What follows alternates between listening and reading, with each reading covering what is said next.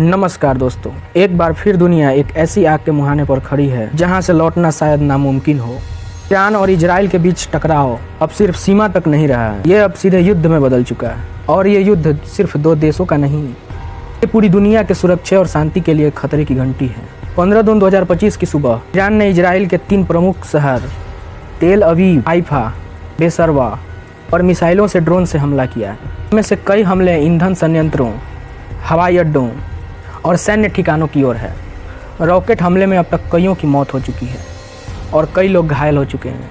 Israel ने जवाबी हमले में ऑपरेशन शील्ड इम्पैक्ट, जिसमें उन्होंने तेहरान के दक्षिण प्रमुख रिवॉल्यूशनरी गार्ड बेस को टारगेट किया है, जिसमें उन्होंने सैटेलाइट इमेज से साफ है कि वहाँ एक विशाल विस्फोट हुआ है। ईरान और इजराइल के बीच यह तनाव कोई नई बात नहीं है। पिछले कई वर्षों से ईरान का परमाणु कार्यक्रम, हिजबुल्लाह जैसे मिलिशिया को समर्थन और सीरिया में सैन्य उपस्थिति, ये सब इजराइल को सीधे खतरे के रूप में दिखते हैं। एक इजरायली साइबर हमले में ईरान के परमाणु संयंत्र नतांज को नुकसान पहुंचा था। इसका बदला लेने की बात ईरान लगातार कह रहा था, वही बदला इस आग का कारण बन गया। इजराइल के समर्थन में हिजबुल्लाह, हैथी और शिया मिलिशिया सक्रिय हो गया। उन्होंने इजराइल के कई इलाकों में रॉकेट दागे हैं। वहीं इजराइल को अमेरिका का खुला समर्थन मिल चुका है। अमेरिकी विमान वाहक पोत USS एइज़नहावर अब फारस की खाड़ी में तैनात है। सऊदी अरब और UAE ने अब तक तटस्थ रुख अपनाया है, लेकिन उनके तेल संयंत्र खतरे में है। तेल का दाम लगभग 25% तक बढ़ चुका है।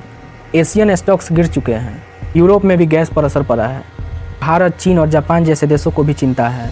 तेल की सप्लाई में रुकावट उनकी आर्थिक रफ्तार को धीमा कर सकता है।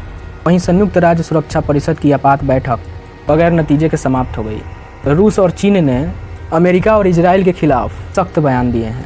अमेरिका ने साफ किया है, हम अपने सहयोगी इजराइल को अकेला नहीं छोड़ेंगे। कतर और ओमान की कोशिशें जारी है, किसी तरह दोनों देशों के बीच बातचीत मेज पर आए।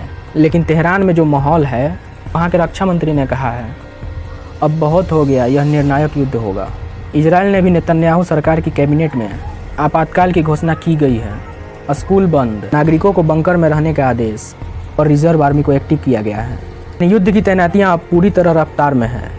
सबसे बड़ा डर, क्या ये युद्ध परमाणु स्तर तक पहुंच सकता है? इजराइल के पास परमाणु हथियार रखने की बात लंबे समय से कही जाती रही है, भले ही उन्होंने उसे आधिकारिक रूप से स्वीकारा नहीं हो।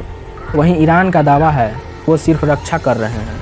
इजराइल ने कह रखा है, अगर तेहरान में परमाणु कार्यक्रम नहीं रुका, हम आखिरी कदम उठाने को भी तैयार हैं। ये सब इतिहास बदल सकते हैं। दोस्तों, ये लड़ाई सिर्फ 2 देशों का नहीं है, ये मानवता की परीक्षा है। क्या हम इतिहास से कुछ सीखेंगे या फिर हम उसी विनाश के राह पर चलेंगे जहां से वापसी नामुमकिन होगी।